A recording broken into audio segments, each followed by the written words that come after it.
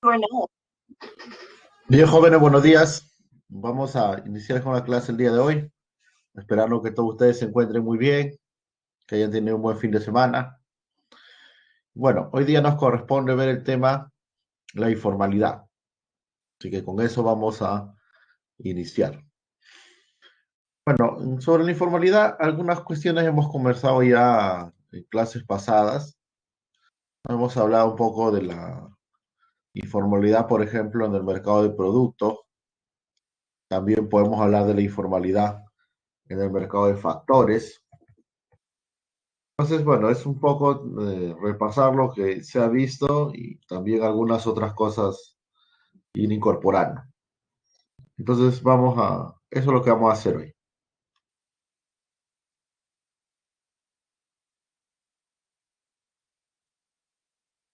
Bien, cuando hablamos de economía informal, en general, nos referimos al conjunto de actividades económicas realizadas por los trabajadores y por las empresas que no cumplen las regulaciones previstas por el Estado, la regulación de las normativas, lo que la ley establece. Pero claro, hay que distinguir entre el sector informal y el sector ilegal. Si bien es cierto, en el sector informal no se está cumpliendo con la norma, ¿no? Y en ese sentido podemos hablar de medios ilícitos, pero el fin, o sea, la finalidad, el objetivo, no es, no es algo prohibido, no es algo ilícito. Recordarán que yo le decía, por ejemplo, que una persona puede vender cuadernos o puede vender útiles en una librería, que sería formal, o lo puedo hacer en la calle, que sería informal, ¿no? Entonces, no está cumpliendo las normas, pero la finalidad es lícita, ¿no? Vender cuadernos no está prohibido. Mientras que cuando hablamos del sector ilegal, ahí sí, pues, ¿no? Son fines lícitos, o perdón, fines ilícitos y medios también ilícitos. Es algo que de por sí está prohibido de realizar. Claro, en una economía como la nuestra, la línea entre ambas cosas es bastante delgada. Hay que tener en cuenta que en el Perú hay 70% de informalidad. Bueno, había hasta antes de esto del COVID. Probablemente se dispare a 80%, ¿no? Y bueno, justamente una de las explicaciones de la informalidad tiene que ver con la situación del mercado o la situación de la economía en general, ¿no? Bueno, eso vamos a ir viendo más adelante, ¿no? Simplemente quería que tengan ahí en la cabeza el número, ¿no? Prácticamente vamos a, terminando el año, ya debemos estar en 80% de informalidad. Entonces, como es bastante, repito, la línea que divide ambas cosas es muy delgada. Y en general, este tipo de economías como la peruana, que tiene mucho de informal y mucho de ilegal, se conoce como economía subterránea, la economía subterránea. Bueno, digamos. A ver, cuando nosotros hablamos de informalidad, vamos a distinguir entre sector informal y empleo informal. O también podemos verlo por el lado de los mercados, ¿no? Nosotros hemos estudiado que básicamente tenemos el mercado de bienes y servicios y el mercado de factores. Entonces, en este mercado de bienes y servicios prácticamente estaríamos hablando de sector informal, bienes y servicios, o sea, lo que se venden y compran, ¿no? El ejemplo que he dado de un ambulante que vende sus útiles escolares, ya, ese. Y el empleo informal tiene que ver obviamente con el mercado de factores de producción, o concretamente estamos hablando del factor trabajo, en este caso, factor trabajo. Entonces, esto es lo que nosotros vamos a ir conversando, aunque en realidad la informalidad está presente en muchos otros aspectos, ¿no? Por ejemplo, en el mercado financiero también podemos hablar de informalidad, ¿no? Todo lo que son los prestamistas, pero mira, en esto de los prestamistas también se da esta mezcla o se da esta delgada línea entre lo informal y lo ilegal, ¿no? Por ejemplo, una señora que tiene su platita de repente y se dedica a prestar, claro, eso sería informal, ¿no? porque lo formal es a través del sistema financiero, los bancos, bueno, cooperativas financieras, pyme, etcétera, ¿no? Entonces, una persona, una señora que tiene su plata y presta, es informal, ¿no? Pero no es algo ilegal en la medida que es su dinero, son sus recursos, ella puede disponer de ello. Y son recursos que han sido obtenidos de forma lícita y también la cobranza es, digamos, de una manera que no atenta contra las libertades de las personas, ni o lógicamente y tampoco contra su seguridad, ¿no? Pero otra cosa son estos llamados prestamistas, pues, bueno, hay diferentes denominaciones, ¿no? Pero hay unos prestamistas que en realidad son extorsionadores, ¿no? Hay personas que, bueno, de repente habrás visto, ¿no? Hay algunos letreros que en las calles dicen, préstamo 1.000 soles solo con DNI. Ya, esos son generalmente, sí los podríamos considerar ilegales, ¿no? Porque primero, la fuente de ingresos, la fuente del dinero, mejor dicho, no es fuente lícita, ¿no? Mucho ahí tiene que ver el tema narcotráfico, ¿no? Acá en Perú hay mucho dinero del narcotráfico, no por las puras, pues estamos siempre entre el primero o segundo lugar, digamos, de producción del insumo. En este caso sería la pasta básica de cocaína, ¿no? Bueno, empezando pues desde la misma hoja de coca, pero claro, la hoja de coca no es necesariamente la droga, ¿no? La hoja de coca es ya un cultivo ancestral, pero de ahí sale, pues, ¿no? Pues acá en Perú hay mucho dinero de ese tipo y bueno, hay gente que lo utiliza para hacer préstamos, ¿no? Y bueno, a veces, o bueno, no a veces, sino siempre que no pagues, eh, te extorsionan, pues, ¿no? Incluso hay personas que han perdido la vida, no los han matado. Entonces, pero bueno, eso sería para el sector financiero, ¿no? Los prestamistas también están entre lo informal y lo ilegal. Pero bueno, acá vamos a ver solo estos dos. Bien, hablemos entonces del sector informal. Algunas características referenciales, pero importantes de tener en cuenta, ¿no? Generalmente son empresas o son emprendimientos, si cabe el término, que tienen pocos trabajadores, ¿no?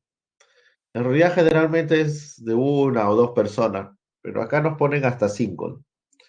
Y claro, esto es obvio porque si fueran más, entonces o sea, mientras tú tienes un negocio más grande, te pones más al radar o al control de las entidades, pues justamente que buscan la formalidad, la municipalidad, la SUNAT o Defensa Civil, ¿no?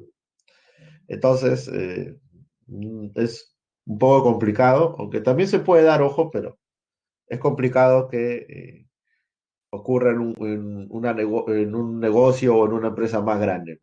Entonces, bueno, ahí referencialmente diremos cinco trabajadores, ¿no? Un poco más o un poco menos. Luego dice, unidades productivas no cumplen la normativa legal para ejercer la actividad. Bueno, esto es lo que ya se explicó, ¿no? Un caso concreto del comercio ambulatorio. Y luego dice, considera el tamaño de la unidad productiva y el cumplimiento de la normativa en función de la disponibilidad de información o ramas de actividad. Bueno, claro, digamos que una manera de ayudar a reducir la informalidad tendría que ver con la información, ¿no? Por ejemplo, muchas personas no saben cómo crear una empresa, ¿no? Yo les explicaba en una clase anterior que lo correcto es que, y lo recomendable es que si tú quieres realizar un negocio, ya sea pues comercialización o producción, entonces crees tu empresa, ¿no? Explicabas, por ejemplo, sobre la IRL, todo esto que hemos visto antes. Eso es lo recomendable. Pero muchas veces no se hace porque no se conoce, pues. Entonces, en ese sentido, COFIDE, que es una entidad del Estado, los últimos años ha estado realizando un buen trabajo porque ellos crearon un programa, bueno, si mal no recuerdo, le llamaban incubadora en MIPES, eh, y bueno, también unas capacitaciones que se llamaban las tablas de negocios. La cuestión es que tú ibas ahí y te explicaban en pocos pasos cómo crear tu empresa. Es más, de repente ya, si no la tenías clara, ellos mismos te hacían todos los trámites, ¿no? O sea, tenían un módulo que estaba organizado de tal manera que ya todo lo que implica hacer una empresa, ellos mismos lo podían hacer, ¿no? Entonces, ya, pues eso facilita bastante. Pero bueno, entonces, pero sobre todo, el aspecto está, como hemos dicho, en eh, que no se cumplen las normativas, ¿no? Ahora, habría que ver por qué la gente es informal. Eso está más adelante, ¿eh? Pero hay que ver, porque tampoco es que a veces, mire, yo sé que como sociedad nos falta mucho, ¿no? Y en esto hay varias causas, ¿no? De repente también el tema educativo, inclusive, ¿no? O sea, yo sé que nos falta mucho como sociedad.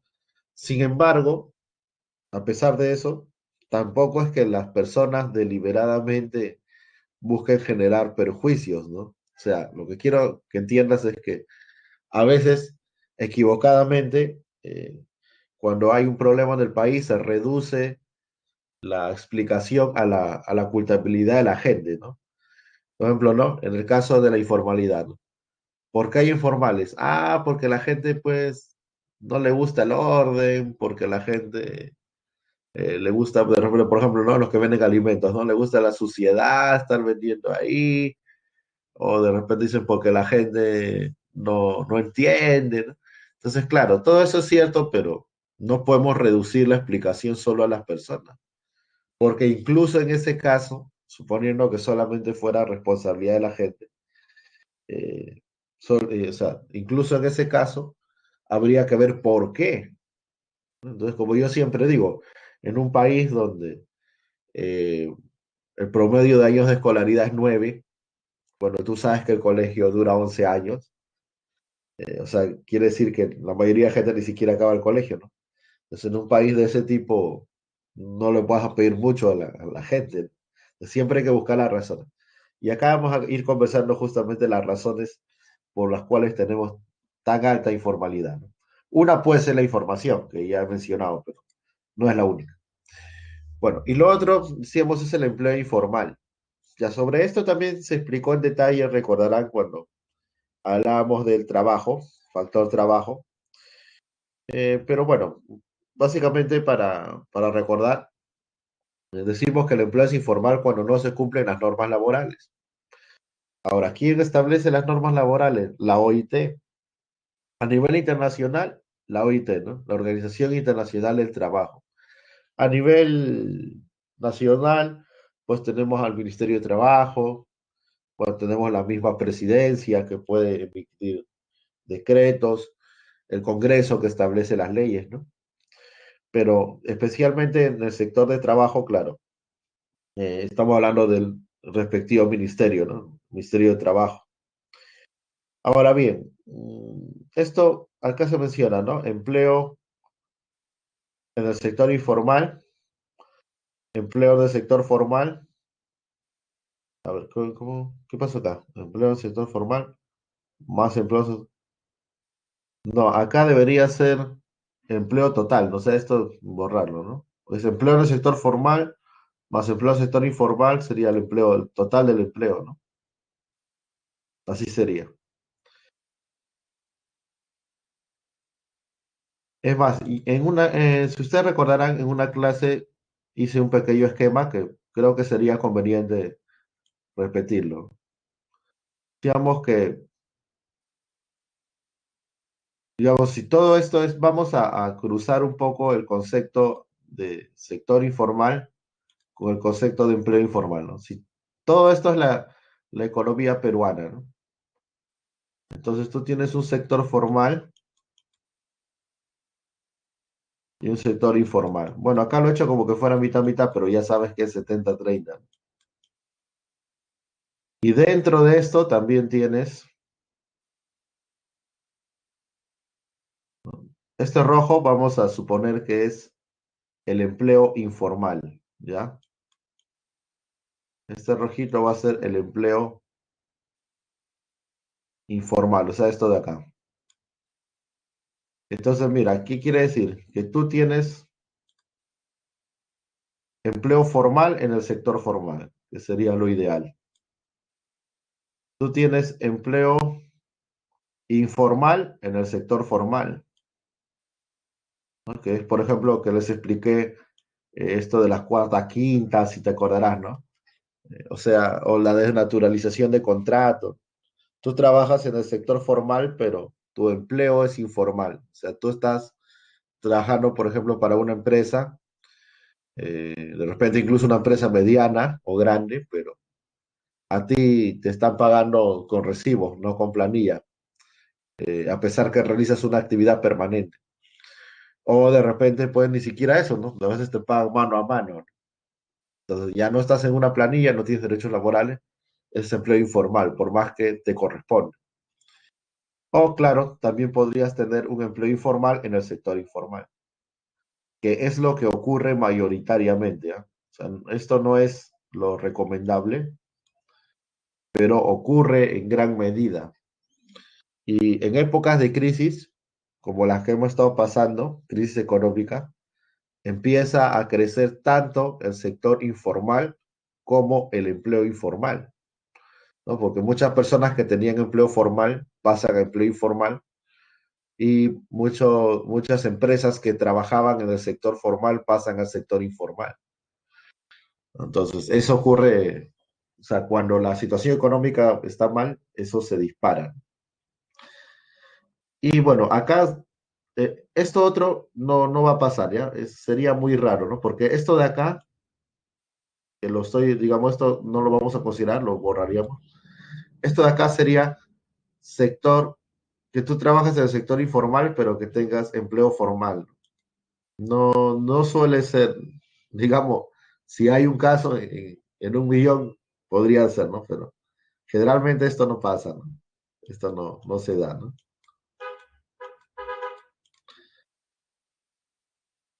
Bien, listo. ¿Hasta acá alguna pregunta, jóvenes? ¿Alguna duda? ¿Estamos ok?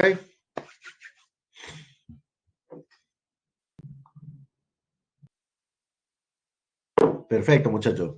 Así tiene que ser. Entonces continuamos. A ver, vamos a ir conversando sobre las causas, ¿no? Vamos a conversar un poco sobre las causas de la informalidad. Pero creo que acá, antes de entrar propiamente a las causas, sería bueno también ver un poco la parte social, o la parte histórico-social, digamos, ¿no? Para el caso concreto del Perú. Miren, en el Perú, eh, digamos, si hablamos, por ejemplo, del comercio ambulatorio, si hablamos de la informalidad en el mercado de productos, básicamente, ojo, no digo que sea la causa, no me voy a dejar malinterpretar, pero básicamente tiene mucho que ver con las migraciones. Ahora, yo sé que cuando digo migración, probablemente estés pensando en los amigos venezolanos. Bueno, y de hecho que ahí también en la migración venezolana se puede observar, ¿no?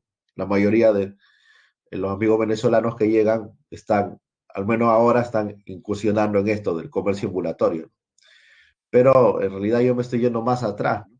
Estoy hablando de las migraciones que se han dado en la década de los 50, 60, 70, 80, ¿no? Las migraciones que venían de las provincias a Lima, del campo a la ciudad, como dirían algunos. Entonces, ahora que claro, como creo que les comentaba a ustedes en una clase anterior, eh, ¿qué persona en su sano juicio dejaría un lugar con aire puro, un lugar con agua limpia y un lugar con un paisaje más hermoso que esta Lima gris y oscura por venir a una ciudad como Lima? O sea, si lo ves de esa manera no tiene mucho sentido, pero tienes que incluir la variable, como te digo, socioeconómica, ¿no? Entonces, ¿qué ocurría incluso hasta ahora, ¿no? Incluso hasta ahora, pero en esa época peor, ¿no? ¿Qué ocurría? Que había mucha asimetría, mucha desigualdad entre la provincia y Lima, entre el campo y la ciudad, ¿no? Que justamente es lo que acá comenta su compañera Kiara, ¿no? A eso es lo que quiero llegar justamente, ¿no?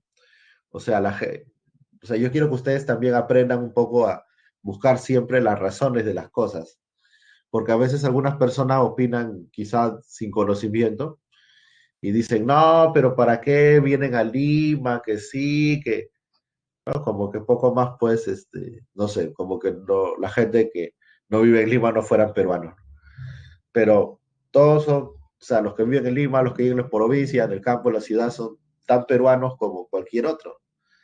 Entonces, bueno, están buscando progresar. Pero esa asimetría, esa diferencia entre la ciudad y el campo, entre la provincia y la capital, es tan grande que la gente se ve forzada a venir a Lima. Y en esa época era peor, ¿eh? Era peor. Entonces, claro, un grupo venía a estudiar, pero tampoco es que tuviera mucho dinero, entonces igual tenía que ver las formas de cómo conseguir. Y muchos otros venían a trabajar. Es más, antes, pues, en la década, pues, de repente hablaremos de la época del 50, ¿no? 60. O sea, el mundo era, y el Perú obviamente era muy diferente a lo que tú conoces. Imagínate que podías, o sea, a veces un viaje de la provincia a Lima podía durar 3 días. Y incluso regresar a las provincias no era tan sencillo, ¿no? A veces no había ni carretera. Y todo esto que te estoy contando existe hasta ahora, ojo, ¿eh? Pero claro, es mucho menor. Entonces llegaron muchos provincianos con la idea de salir adelante, pero no encontraron lo que pensaban o no encontraban necesariamente lo que les habían prometido, porque uno esperaría que una capital de país fuera un gran generador de puestos de trabajo, pero no fue así, ¿no? Y de hecho no es así, porque las dos actividades que generan más trabajo, o bueno, hasta tres podríamos decir, ¿no? Son la agricultura en el campo, es la construcción, bueno, más que nada en la ciudad, y es la manufactura, o sea, la fábrica, producción. Y bueno, nosotros no tenemos mucha producción, incluso ahora menos, ¿no? Por lo menos en esas épocas que te estoy hablando, habían algunas fábricas más, incluso habían marcas internacionales, ¿no? Yo te conté que en esas épocas acá había producción automotriz y eso utilizaba, pues, por ejemplo, mano de obra, ¿no? Entonces, eso es lo que se esperaría de una ciudad, ¿no? De una capital, pero esto no es el caso del Perú, ahora menos, ¿eh? Ahora menos. Entonces, la gente se vio forzada a dedicarse a comercio ambulatorio en muchos casos, y claro, conforme fueron creciendo, ya algunos entraron en la formalidad, ¿no? Otros no, pero la mayoría, yo, habría que de repente estudiar ese tema, ¿no? Con más detalle, pero la mayoría en sí entró a la formalidad, ¿no? Entonces, ahí de repente tenemos a muchos de nuestros padres, de nuestros abuelos, o de repente nosotros mismos, ¿no? Quizá alguno de ustedes está en esta situación de haber venido a las provincias a Lima. O lo va, bueno, de hecho, cuando ingresa a San Marcos lo va a estar, ¿no?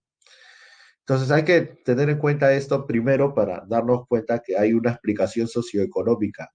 Entonces, la solución de largo plazo pasa por cambiar eso, ¿no? O sea, si las personas tuvieran las mismas oportunidades en las provincias que en Lima, lo más probable es que no vendrían. Yo, por ejemplo, si tuviera, por ponerles un ejemplo, ¿no? Si yo tuviera las mismas oportunidades en Huaraz, a mí es como decir mi segundo, Ancash en general, ¿no? Pero es como decir mi segunda ciudad donde yo viviría es Huaraz, ¿no? Si yo tuviera las mismas oportunidades que tengo en Lima, no vendría. O sea, así de sencillo, ¿no? O sea, ¿para qué, no? Esta ciudad es gris y es violenta y es, bueno, tiene todos los defectos. Entonces, eso es lo que tiene que cambiar en el fondo, jóvenes, es lo que quiero que entiendan. Porque muchas personas no ven, como dicen, no ven el bosque, sino ven el árbol, ¿no? No ven el todo, solamente ven lo cortito, ¿no? Entonces, ¿qué dicen? Ah, no, ya la solución a la informalidad es que le metan palo, pues. Entonces, por eso tienes, pues, por ejemplo, un Forsyth, lo único bueno que ha hecho en su vida es meterle palo a los ambulantes y está en primer lugar en las encuestas, ¿no? Pues la gente dice, "Ah, no, está bien. Ha combatido la informalidad", dice, ¿no? Entonces, claro, ¿y cómo la ha combatido? Ha generado oportunidades, ha organizado los comerciantes, no les ha metido palo. Y tienes, por ejemplo, a la señora, bueno, no, señorita, no sé, Susel Paredes, igual, ¿no? Está en otro partido y primer lugar en las elecciones. ¿Y qué es lo único bueno que ha hecho? Les ha metido palo, ¿no? Ojo, también con esto, jóvenes, no estoy diciendo pues que hay que, digamos, tener una posición contemplativa y dejar que la gente haga lo que quiera, ¿no? Porque como ya te expliqué, aquí está muy ligado lo informal con lo ilegal, ¿no? Por ejemplo, ahora que estamos mencionando el caso de Gamarra, ¿no? El ejemplo de Gamarra, esto de Forsyth, todo ello, ¿no? En Gamarra sí, pues así como hay comerciantes, migrantes, en muchos casos provincianos que han venido a Lima y quieren salir adelante, que son gente honesta, pero que de repente no tiene todavía las posibilidades de la formalidad. Así como hay ellos, también hay delincuentes, pues, ¿no? Hay, por ejemplo, personas que se dedican a cobrar cupos, que se entremezclan entre los comerciantes. Entonces, claro, pues digo, tampoco estoy diciendo que todos sean santas palomas, pero sí hay que saber diferenciar entre una cosa y la otra. Y claro, entonces, cuando tú te pones a pensar que tus padres o tus abuelos o de repente tú mismo has estado en esa condición, entonces también entenderías mejor el tema de los venezolanos, ¿no? Y ojo, acá también lo mismo, ¿no? No te digo que hay que avalar las acciones ilegales, porque hay cosas pues que ya son indignantes totalmente, ¿no? O sea, no te digo pues que, ay, que sí que hay que apayarles todo, ¿no? Pero también, por el otro lado, hay que saber entender un poco la situación, ¿no? Así como nuestros padres, nuestros abuelos no llegaron de la provincia a Lima porque quisieran hacer turismo, igual creo que la mayoría de migrantes extranjeros no llega acá porque, bueno, les gusta mucho el Perú. Simplemente ahí lo que se tiene que hacer es aplicar las leyes, ¿no? Bueno, en ese caso sí tiene que ser un poco más severo, ¿no? Acá ya, como decir, todo el mundo está haciendo lo que se da la gana. Pero bueno, ese era un poco lo... Siempre es bueno entender el contexto, ¿no? Ahora, yendo ya a las cuestiones más específicas. Un punto es algo que ya he mencionado también, ¿no? El insuficiente crecimiento económico relacionado a la necesidad de fuerza laboral. O sea, si la economía no crece, no se generan puestos, o si se generan son puestos precarios, ¿no? El empleo precario que ya expliqué también. El empleo precario es básicamente el empleo informal, peor si es en el sector informal. Luego tenemos la excesiva rigidez normativa. Claro, miren, o sea, yo me pongo en el lugar de alguien que quiere ser formal, ¿no? Entonces yo digo, ya, mire, profe, yo he escuchado su clase, he entendido y voy a dedicarme a hacer mi negocio, pero por lo formal. Entonces te piden licencia municipal, te piden registro ante SUNAT, te piden certificado de defensa civil, te piden bueno, ahora también creo que piden por ejemplo, antes el carnet de sanidad. Antes pedían solo a los que vendían alimentos, ¿no? Ahora creo que piden a todos, etcétera, etcétera, etcétera, ¿no? Y en el sector laboral es lo mismo, ¿no? Porque ya yo si quiero poner a mi planilla a alguien, tengo que inscribirlo en el Ministerio de Trabajo, tengo que también declararlo en la SUNAT, tengo que hacer las aportaciones de salud, etcétera, ¿no? O sea, a lo que voy es que a veces son tantos los trámites que eso también es una limitación para que alguien vaya a la formalidad, ¿no? O sea, si ya sabemos que la mayoría de personas tienen incentivos a irse al sector informal, entonces una manera de atraerlos a la formalidad es facilitarle las cosas, pues. En este caso, facilitarle los trámites necesarios. Mira, mira, acá en Perú, o bueno, hagamos un comparativo, ¿no? Lo que en Perú demora 3 meses en promedio tú necesitas 3 meses, incluso más, ¿ah? Algunos hablan de 6 meses ya, pero bueno, pongamos entre 3 y 6. Lo que tú en Perú necesitas entre 3 y 6 meses para abrir un negocio con toda la formalidad del caso, ya, eso en Canadá lo haces en 3 días. Imagínate, 3 meses contra 3 días. Entonces, obviamente, allá es más fácil también abrir una empresa formal. Y ahora tú miras, profesor, ¿por qué? Bueno, ese ya sería un tema largo de comentar. Claro, como dice acá su compañero Brian, hay mucha documentación, muchos papeleos que hay que hacer, pero habría que ver por qué también, ¿no? Como te digo, ese sería un tema largo, pero bueno, en todo caso, lo menciono rápidamente para que tengan una idea o también hay que compartir ideas, ¿no? También de repente ustedes tienen algo que comentar, ¿no? Miren, el Perú como tal, o sea, nosotros somos una república, vamos a cumplir 200 años y a todo eso que tú conoces, ¿no? Pero en sí, hasta el día de hoy no funciona totalmente como una nación. Y esto no solamente es en lo cultural, porque muchas veces, que de repente habrás escuchado eso en la parte cultural, ¿no? Que dicen que el Perú es una nación en formación, claro, pero no solamente a ese nivel, sino a nivel, digamos, institucional. Por ejemplo, uno que esperaría en una nación, ¿no? Claro, estamos hablando de una república unitaria, ¿no? Porque otra cosa es una república federal.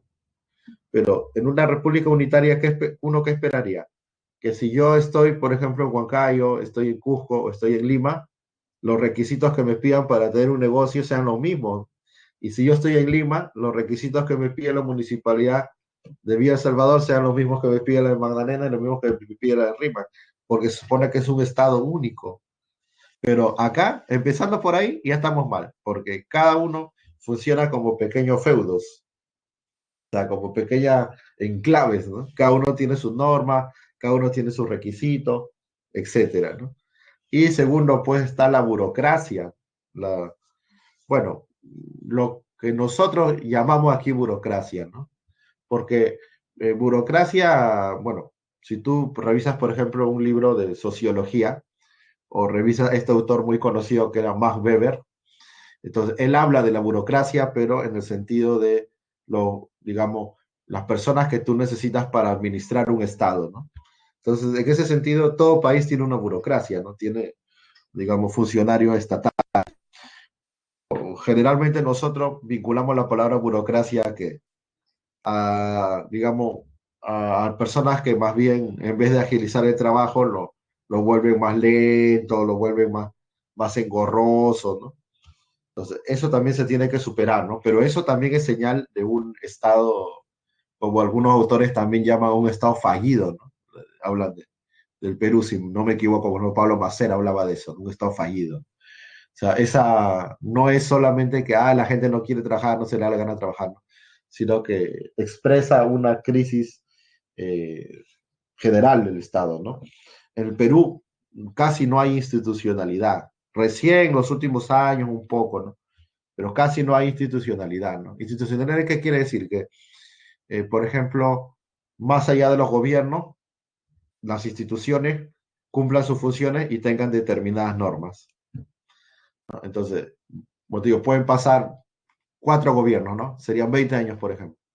Pero Indecopi debería cumplir sus funciones, la SUNAT, el Banco Central, etcétera. Bueno, ellos sí lo hacen, mal que bien. Pero en otros casos no hay eso, ¿no? En las municipalidades, por ejemplo, que son los que dan las licencias para que la gente se formalice, uy, olvídate, o sea, llega el alcalde nuevo, vota a todos y pone su gente nueva que no sabe hacer unas cosas y hasta que aprenden ya se acabaron los 4 años del alcalde y entra otro y así sucesivamente, ¿no? O sea, ahí no hay prácticamente institucionalidad. Y eso también tiene que ver con una crisis del Estado. Pero bueno, esos son, digamos, motivos más de fondo. En sí, lo que la gente común y corriente va a ver es que voy a hacer mi trámite, me va a demorar 3 meses, mi negocio ya quiero empezarlo hoy porque se me ha presentado de repente una oportunidad, ¿no? Alguien de repente quiera hacerme un pedido grande y no, pues no va a esperar los 3 meses, ¿no? Ya lo hacemos, aunque sea en la informalidad, ¿no? O en el camino iremos formalizando, dicen, pero al final nunca se formaliza. Luego tenemos esto, ¿no? Cuando los costos de circunscribirse al marco legal. Bueno, es lo que ya expliqué, ¿no? Cuando el costo de formalizarse es mayor, perdón, claro, si el costo es mayor, ojo, pero no estoy hablando solo de dinero, ¿ah? Estamos hablando de tiempo, de recursos en general. Pero cuando el costo de la formalidad es mayor al beneficio, entonces lógicamente no me formalizo, pues. Un agente económico racional optaría por la informalidad. O sea, y eso también quiero que lo entiendan, ¿no? Mucha gente piensa que el informal es alguien irracional, ¿no? Hay una racionalidad económica, costo-beneficio. Me sale menos costoso ser informal. Por eso hay informalidad. También hay gente que de plano no quiere cumplir, ¿ah? Pero bueno, estamos hablando acá de la mayoría. Ahora, bueno, resumiendo un poco también lo que hemos conversado. Pongámonos en el otro caso. ¿Qué ocurre si yo me formalizo? Si yo me formalizo, tengo que pagar impuestos. Y bueno, Casi nadie le gusta pagar impuestos. Tengo que pagar beneficios sociales y laborales. O sea, no solamente el sueldo, ¿no? Sino todo lo que ya hemos hablado antes, ¿no? Las CTS y las horas extras. Entonces, es un costo adicional. Lógicamente, lo que habíamos conversado también, inscribirme, registrarme, la municipalidad, por ejemplo. E incluso también tengo que incorporar ciertos protocolos ambientales, ¿no?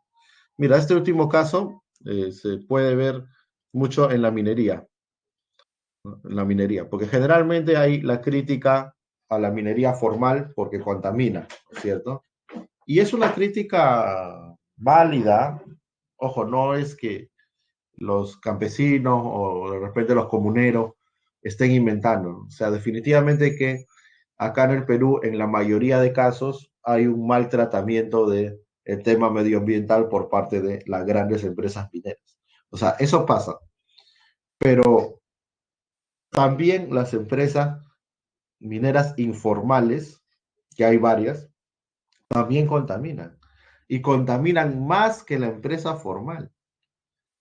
¿Por qué? Porque la empresa formal, de todas maneras, como está sujeta a supervisión, tiene que cumplir ciertos protocolos, ¿no? Para tratar sus, por ejemplo, para tratar los residuos de, cuando se hace todo el trabajo minero, se utilizan varios químicos, ¿no? Entonces, eso tiene que tener un tratamiento.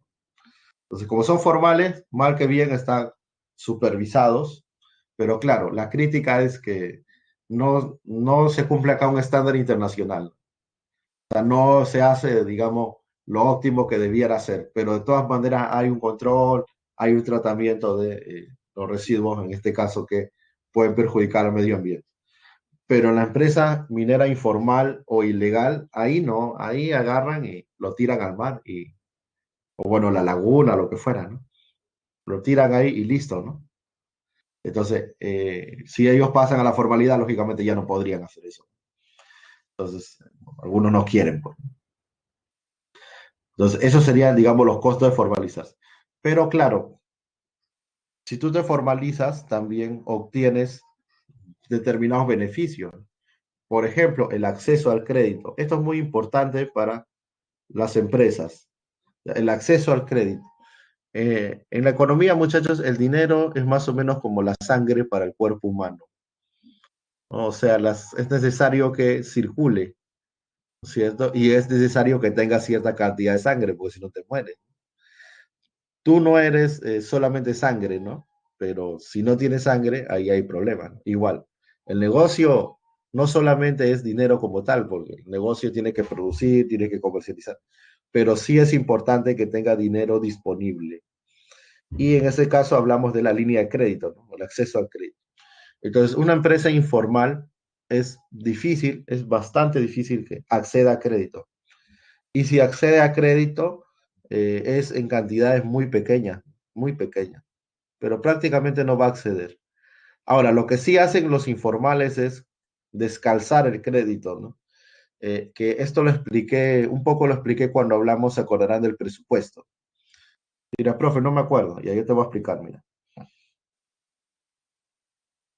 Si tú vas a sacar un crédito, o sea, ya te expliqué que mejor no lo hagas, ¿no? Salvo que sea para negocio. Pero ya, digamos que lo haces, pues bueno, ya, por N razones, ¿no? Entonces, eh, uno debería, si va a consumir, o sea, se va a comprar ropa, por ejemplo, ¿no? Si tú vas a consumir, entonces, ¿qué vas a sacar? Un crédito de consumo, ¿no? Y si tú vas a invertir, o sea, vas a hacer tu negocio, vas a sacar un crédito de empresa, ya no de consumidor. Esto es lo que tú tendrías que hacer. Claro, ideal sería que, o sea, esto deberías hacer, pero si vas a descalzar, claro, si yo saco un crédito de empresa y consumo, o sea, no es que sea ideal, pero el crédito de empresa tiene, generalmente pagas menos tasa de interés que el crédito de consumo. El crédito de consumo, ¿te acuerdas que te expliqué que es el más alto, ¿no? Pero bueno, en realidad lo correcto sería esto, ¿no? Pero como los ambulantes o los informales en general no pueden acceder a créditos empresariales, acá estamos hablando lógicamente de ese crédito, ¿no? El crédito que te dan para invertir. Entonces, ¿qué hacen? Sacan un crédito de consumo y lo usan para la inversión, para su negocio, para invertir. Entonces, claro, se puede hacer, pero tú podías haber accedido a un crédito, vamos a suponer, con tasa de 10%, por ejemplo, ahora que han bajado un poco las tasas. Si tú hubieras sido formal, podías acceder a un crédito de 10%, pero como no eres formal, o no te dan crédito, o lo que haces es sacar un crédito de consumo que tendría una tasa, por ejemplo, de 50%. ¿Entiendes? O sea, te está generando un sobrecosto solamente por no formalizar. Los supuestos beneficios de la informalidad, de no pagar impuestos o no pagar beneficios, al final igual voy a gastar porque voy a acceder a un crédito caro, ¿no? Yo no puedo tener crédito barato. Bueno, luego lógicamente tienes la expansión de los mercados. Claro, esto es tanto a nivel local como internacional y es tanto a nivel privado como a nivel público. A ver, para que me entiendan mejor. Por ejemplo, vamos a suponer que yo tengo mi textil, pero es informal, ¿ya? Está en el sector informal, con trabajadores informales, en un sótano, estoy produciendo, a la gente le pago su día, nada de planillas, nada. Estoy totalmente en la informalidad, pero logro sacar un buen producto. Entonces, de repente alguien conoce mi producto y me dice, mira, ¿sabes qué? Yo trabajo para el Ministerio de la Producción y nosotros queremos uniformes para todo nuestro personal. Y todo nuestro personal es más o menos 1000 personas. Entonces, ese para mí es un buen negocio, ¿no? Pero ¿qué me va a decir este señor del ministerio? Va a decir, mira, mándame tu número de RUC, mándame tu licencia y para poder hacer el contrato. Entonces, si yo no tengo nada de eso, pierdo una gran oportunidad, ¿no? De vender más, de expandirme ahora al mercado en este caso, de las instituciones públicas. O lo mismo me puede pasar con un privado, ¿no? De repente quieren que yo les atienda un pedido, pero no soy formal. Entonces, no voy a poder hacer eso. Y mucho menos vamos a poder ir al mercado internacional, porque para exportar te piden todavía mayor formalidad. Entonces, lo que quiero que entiendan es que la informalidad que muchos pueden pensar también, o sea, los que lo hacen, más allá del tema social que ya te expliqué, ¿no? Pero hay algunos que están en la informalidad y piensan que les conviene, ¿no? Porque solamente están viendo esta parte, ¿no? Dicen, ah, no, yo no quiero que la tsunami fiscalice, ¿no? Entonces soy informal, ¿no? Están viendo solo ese lado. Como te digo, están viendo solamente el árbol, no están viendo el bosque. Porque lo que no están observando es que su negocio no va a poder crecer. O sea, toda la vida se van a quedar como algo muy pequeño, ¿no? No van a poder ampliar sus ventas, no van a aumentar sus ingresos, sus ganancias. No puede crecer. Tiene un techo, la informalidad tiene un techo. Ahora, la formalidad también te da protección ante la justicia. Claro, en un país como el nuestro esto es muy relativo, lamentablemente, pero claro, de todas maneras tienes mayor protección. Por ejemplo, tú has visto que los ambulantes le quitan su mercadería, ¿no? Y claro, a veces también exageran, ¿no? A veces las municipalidades son muy abusivos, ¿no? A la señora, tú ves, pues, ¿no? A la señora que vende el huevito de codorniz, le quitan su carretilla, ¿no? O sea, a veces ya es demasiado exagerado, ¿no? Pero en sí, ¿por qué les quitan? O sea, claro, hay gente que dice, ah, pero esos son unos abusivos, se lo comen ellos. Pero bueno, más allá de esas cosas, vamos, como te digo, a las cuestiones de fondo. ¿Qué es lo que permite a la municipalidad quitarle la mercadería a los comerciantes? Porque si yo estoy en la calle vendiendo cuadernos, o estoy vendiendo polos, o estoy vendiendo huevos de codorniz, esos no son productos ilegales, ¿no? O sea, no sé si me estoy dejando entender. Se supone que ya, yo estoy en la informalidad. Me podrían votar de ahí, me podrían, de repente, retener temporalmente, ¿no? Hasta que se esclarezca, pero en sí no estoy cometiendo o sea, la comercialización de ese producto no es ilegal. Entonces, ¿por qué me lo quitan? ¿Alguna idea? No, pues es que eso es lo que quiero que entiendas. La informalidad, ¿dónde está, dónde se manifiesta? En la transacción, o sea, pero el producto no está prohibido. O sea, si yo estoy en la calle y vendo cocaína, por ejemplo, y la policía me ve o me ven los municipales, ¿no? O quien fuera, obviamente me van a incautar el producto y también me van a detener, ¿no? Ya, pero la informalidad como tal, lo que se penaliza no es el producto, sino la transacción. O sea, a mí me pueden prohibir vender ahí, de repente pueden ponerme una restricción, pero no, en teoría no tendrían por qué llevarse mis productos. Ya, pero ¿sabes por qué se lo llevan? Porque tú no puedes acreditar la propiedad. Entonces, ahí es donde viene un poco esto de defensa ante la justicia. Un ambulante está en la calle vendiendo, como te digo, cuadernos. Entonces, claro, tú miras, profe, pero es obvio que eso es de él, pues no, la señora que está con su carrito de huevo de codorniz, ¿no? Tú dirás, pero obviamente es de ella, ¿no? Claro, pero no tienen cómo acreditar propiedad. Y cuando tú no tienes cómo acreditar propiedad, ahí sí te pueden incautar. La municipalidad, la SUNAT también, por ejemplo, hace eso, ¿no? En cambio, cuando tú tienes tu negocio formal, obviamente puedes acreditar tu propiedad. Entonces, yo tengo mi librería y tengo mis libros, ahí, tengo mis cuadernos, ¿no? Y ahí, ¿usted cómo los obtuvo? No, ya tengo mi proveedor, acá está la boleta o la factura que yo le he comprado. Entonces, la informalidad te expone mucho a eso, ¿no? Te expone a que, por ejemplo, digamos, te deja desprotegido, si cabe el término, ¿no? Ante una acción de los organismos de fiscalización. Y bueno, finalmente tenemos la mayor productividad.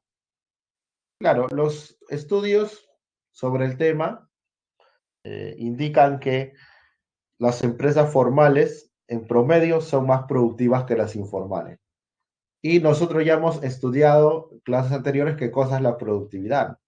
Yo te dije que la productividad se mide por el producto medio y el producto medio del trabajo sería la división de la cantidad de unidades que se produce sobre el número de trabajadores.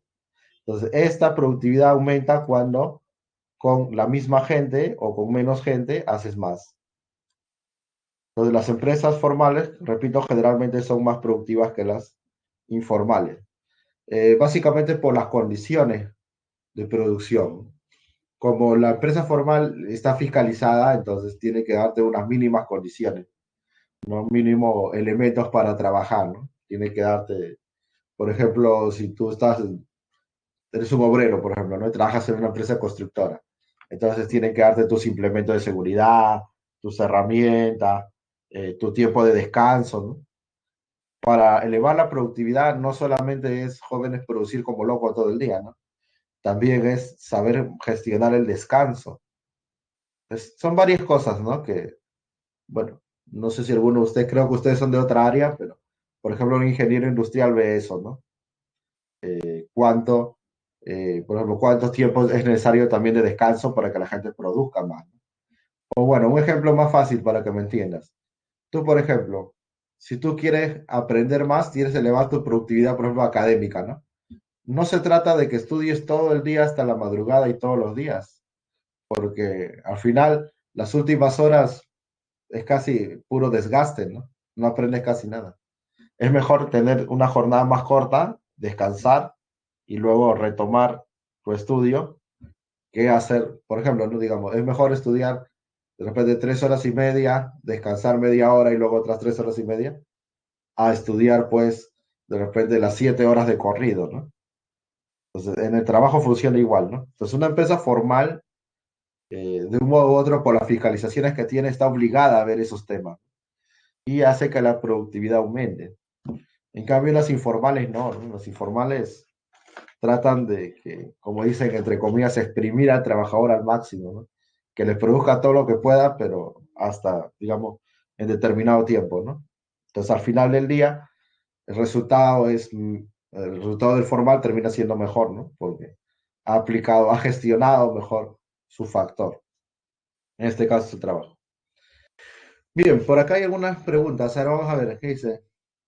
¿Por qué le quitan su negocio a los formales o a los informales te refieres? Bueno, los informales ya expliqué, ¿no? Pero acá dice, ¿por qué le quitan su negocio a los formales?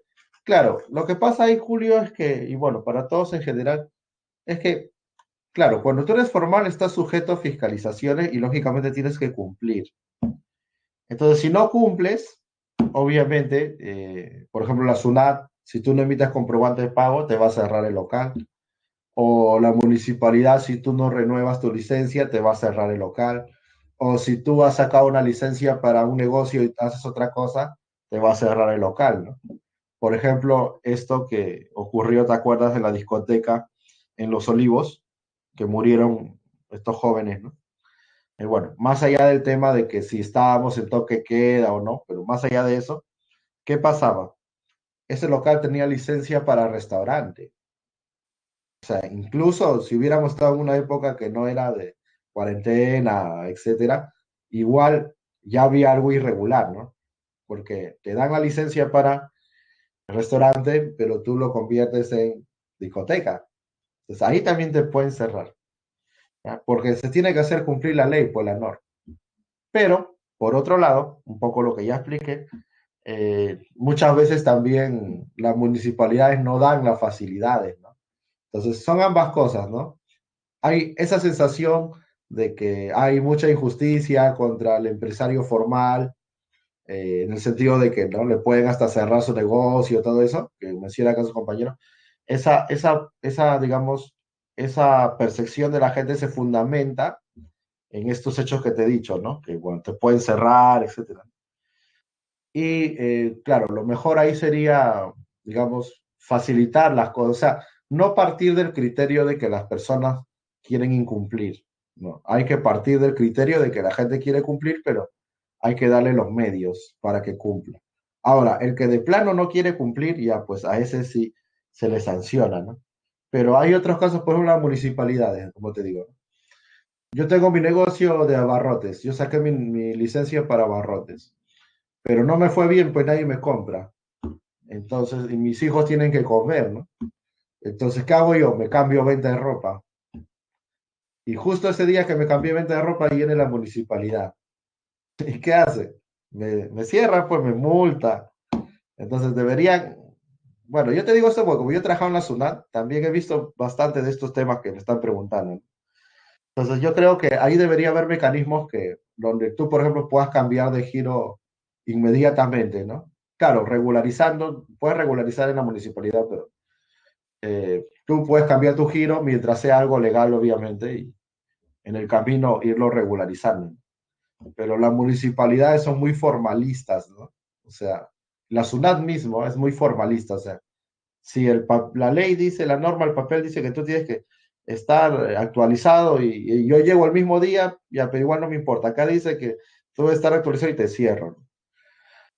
Pero bueno, esas son cosas ya que deben superarse, ¿no? También, y en una situación económica como la que estamos, peor, ¿no? Porque la gente antes podía esperar un tiempo, ¿no? En cambio ahora, si tú ves que un negocio no te funciona, te vas a mover a otro, porque si no, te viene la crisis encima. Entonces hay muchos comerciantes que no quieren infringir la ley, pero por la misma dinámica de su actividad económica hacen ese tipo de cosas, ¿no? Y bueno, le pasa lo que dice su compañero, ¿no? Le cierran, etc. A ver, ¿qué más preguntas por acá? Dice. Ah, porque el informal no está protegido por las leyes. No, es lo que te explicaba Brian. O sea, todos estamos protegidos por la ley, ¿no? Pero el hecho de ser informal te expone a que, digamos, se te apliquen ciertas leyes que no se le aplicaría a un comerciante cualquiera o una persona cualquiera, ¿no? Bueno, eso creo que ya lo expliqué. Eh, bueno, acá también comenta Julio sobre Gamarra. Sí, o sea, claro, como el informal no paga impuestos, no paga nada de estas cosas, entonces su producto es más barato que el del formal. Entonces, claro, eso también sería, está bien, ¿no? Buena acotación acá de Julio, ¿no? Eso también sería un desincentivo a formalizarse, ¿no? Porque mira, si yo cumplo con todo, doy mis boletas, pago impuestos y encima, o sea, yo cumplo todo y se supone que debería obtener un beneficio, ¿no? Pero no, pues porque encima la gente prefiere el informal porque el informal es más barato.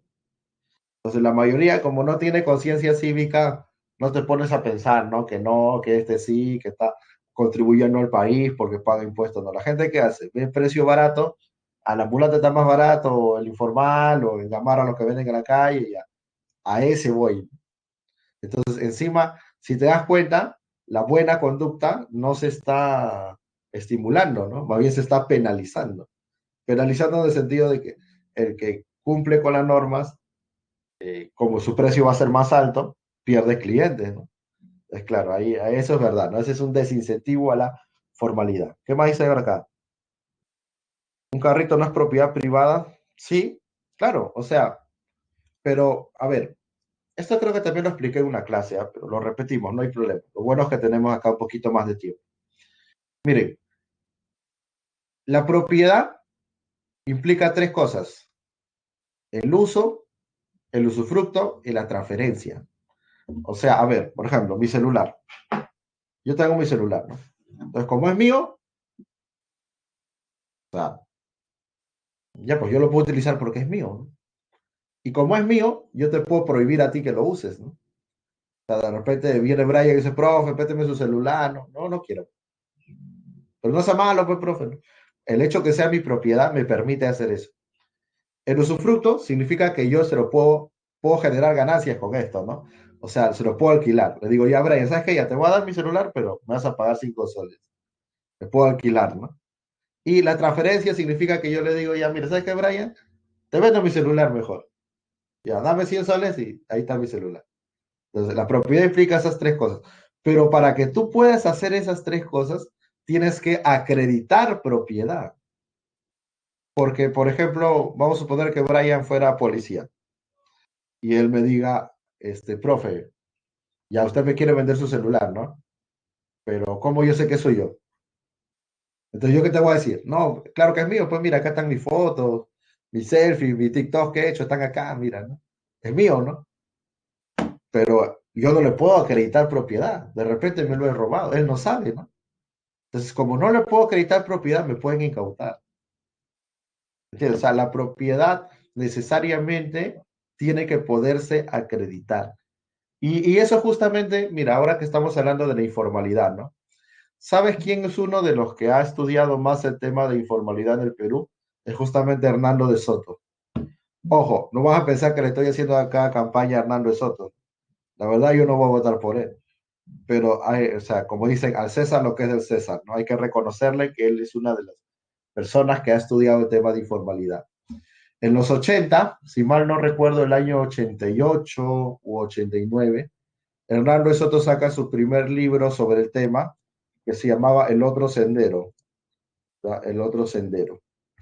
Y en ese libro, pues, digamos, entre todas las cosas que plantea, ¿no? El 86, ¿no? Acá tengo el dato justo, el 86. Entre todo lo que ha estudiado, señala que el 70%, bueno, él lo hizo con otro autor que se apellida Gersi, ¿ya? Eso mucha gente no sabe, pero bueno. La cuestión es que en ese libro se plantea que en el Perú hay 70% de informalidad. Y mira, han pasado casi 30 años, claro, 86, 96, 2006, bueno, 25 años, pongámoslo, ¿no? Y después de 25 años seguimos exactamente igual, o sea, el porcentaje sigue siendo 70%, con el agravante que es un 70% de una población económicamente activa más grande. O sea, en conclusión, en cantidades, en valores totales, hay más informales que cuando Hernando Soto escribió esto. Y luego escribió también otro libro que se llama El misterio de capital, que trata más o menos de lo mismo, pero enfocado un poco más a la propiedad de los, por ejemplo, de las casas, de los terrenos, ¿no? Que hay mucha gente que no puede acreditar su propiedad, ¿no? Hay gente que es posesionaria, pero no es propietaria, se dice. Entonces, claro, cuando tú no puedes acreditar propiedad, no puedes transferir, no puedes generar mercado, no puedes hacer compra-venta. Obviamente la gente igual lo hace, ¿no? Pero, digamos, está limitado ya, ¿no? Si tú quieres comprar una casa, por ejemplo, entonces la persona que te va a vender la casa te tiene que mostrar su título de propiedad. Si no tiene título de propiedad, lo más probable es que tú no lo compres. Entonces no se genera un mercado. Entonces, esa es la tesis básica de Hernando de Soto, es esa.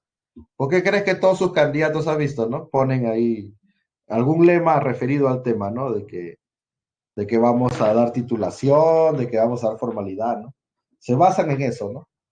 Ahora, que esa sea realmente la solución ya sería otro tema, ¿no? A conversar, pero yo te cuento lo que él escribió, ¿no? Bueno, ahí está su libro también si deseas revisarlo. Y bueno, es su primer título, o su primer libro, como te digo, se llama El otro sendero y el otro es El misterio del capital. Ahora, esto del otro sendero, bueno, un pequeño comentario nomás, fue un título bien provocador, ¿no? ¿Por qué? Porque entenderás que estamos hablando de los 80, el año 86, entonces tenías a Sendero Luminoso que estaba en ascenso, pues, ¿no? Y él le pone ese nombre, pero ¿con qué intención? De querer, o sea, supuestamente, o sea, esta denominación de Sendero Luminoso, ¿a qué aludía? Aludía que supuestamente había un camino, ¿no? Que ellos, supuestamente digo porque, bueno, obviamente que al final fue todo lo contrario, ¿no? Ellos proponían un camino, ¿no? Una revolución, decían ellos, ¿no? Entonces Hernando Soto le pone el otro sendero para, como diciendo de que acá hay otro camino, ¿no? O sea, otro camino para que supuestamente el Perú mejore, ¿no? Y bueno, a los senderistas no les gustó mucho, ¿eh? Le metieron un coche bomba en el local de IDL. IDL es una entidad que dirige, incluso creo que hasta ahora la dirige Hernando Soto. Bueno, los senderistas muy democráticamente, entre comillas, le metieron un coche bomba, ¿no? Creo que no les cayó muy bien que Hernando Soto haga eso, ¿no? Porque era un título un poco provocativo, pues, ¿no? Un poco... Entenderás que en esas épocas no es como ahora, ¿no? Ahora, bueno, quieren llamar la atención, ¿qué hacen, no? Hacen alguna publicación en las redes sociales, o de repente un podcast, ¿no? Y hablan alguna frase así llamativa, ¿no? No, antes eran con las publicaciones, ¿no? A veces para atraer, digamos, interés, a veces le ponían un nombre, pues, llamativo, ¿no? Bueno, eso hizo Hernando de Soto. Pero más allá del nombre, el contenido era interesante, ¿no? Que es un poco lo que estamos comenzando acá. Ahora, ¿que eso significa que deba votar por él? Bueno, ya eso es un tema muy diferente, ¿no? De repente es aplicable lo mismo que alguna vez Marco Aurelio de Negri. Me imagino que sabes quién es Marco Aurelio de Negri, ¿no? Marco Aurelio de Negri dijo alguna vez sobre Vargas Llosa, ¿no? Él decía que Vargas Llosa era un excelente literato, pero un pésimo político, decía, ¿no? Marco Aurelio de Negri. Que bueno, de Negri prácticamente era un sabio, ¿no? Ya falleció. Pero bueno, eso era un poco para responder las preguntas. Entonces vamos a continuar. Bien, acá están los datos de productividad, que es lo que ya comenté, solo que bueno, para que tengas el dato, como dicen, el dato puro y duro, ¿no? O sea, el dato tal cual en este caso lo va a difundir o lo va a formular el INEI. Entonces, yo les expliqué que el INEI ve, entre otros temas, ve el tema de empleo, ¿no? O sea, no da la norma de empleo, la norma de empleo lo da el Ministerio de Trabajo, bueno, las entidades que ya te dije, sino que el INEI brinda la información, ¿no? El INEI se dedica a eso, ¿no? Datos, información. Entonces, mira, todo esto es básicamente, bueno, vamos parte por parte, por ejemplo, ¿no? Acá se divide entre empleo formal y empleo informal.